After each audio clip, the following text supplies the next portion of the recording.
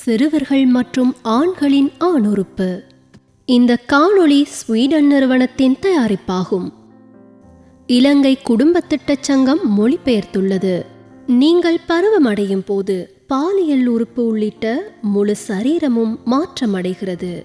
உதாரணமாக, பாலியல் உறுப்பின் மீது ரோமங்கள் வளர்வதுடன் ஆணுறுப்பு மற்றும் விதைகள் என்பன அளவில் பெரிதாகும்.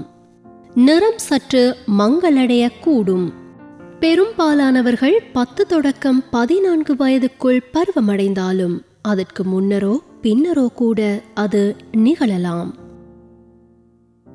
நீங்கள் பருவமடைய தொடங்கிய காலத்திற்கேற்ப 17 முதல் 20 வயது வரை உங்கள் ஆணுறுப்பு வளர்ச்சியடையக்கூடும். ஒவ்வொரு நபருக்கும் ஆணுறுப்பின் தோற்றம், அளவு, நிறம், நீளம் மற்றும் தடிமன் மாறுபடலாம். விறைப்புத்தன்மை அடையாத ஆணுறுப்பின் அளவில் வித்தியாசம் இருந்தாலும் விறைப்புத்தன்மை அடைந்த நிலையில் குறித்த மாற்றம் குறைவாகவே இருக்கும். ஆண்குறி 3 விறைப்பு திசு நெடுவரிசைகளை கொண்டுள்ளது. குருதியால் நிரம்பக்கூடிய மென்மையான திசுக்கள் ஆணுறுப்பின் இரத்தத்தால் நிரம்பும் போது விறைப்படைந்து கடினமாகும். ஆணுறுப்பின் முனையில் இருக்கும் ஆணுறுப்பின் தலைப்பகுதி மிகவும் உணர்ச்சியை கொண்டது. ஆண்குறியின் தலைப்பகுதிக்கு கீழுள்ள ஃப்ரெனுலம் குறிப்பாக உணர்திறன் கொண்டது. விதைப்பைக்குள் விதைகள் மற்றும் விந்து உள்ளடங்கியிருக்கும். விதைப்பைகளை ஸ்பரிசிக்கும் போது அவை முற்றிலும் மென்மையற்றவை என்பதை உணரலாம்.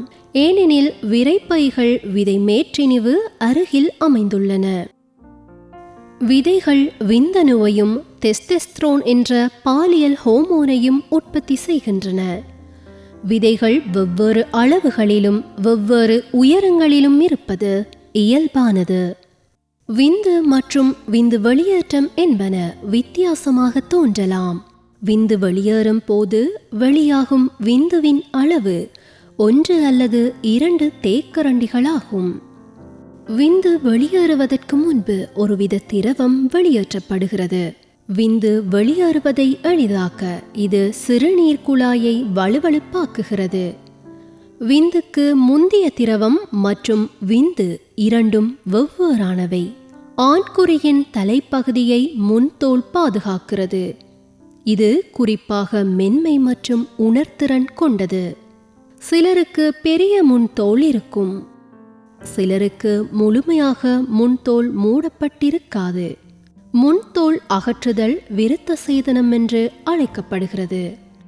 இந்த செயற்பாடு சில வேளைகளில் மருத்துவ காரணங்களுக்காக செய்யப்படுகிறது. உதாரணமாக, முன்தோல் மிகவும் கடினமானதாக இருக்கலாம். ஆனால் விருத்த சேதனம் முக்கியமாக சம்பிரதாயமாக மேற்கொள்ளப்படுகின்றது. விருத்த சேதனம் பொதுவாக ஒரு பாதுகாப்பான செயல்முறையாகும்.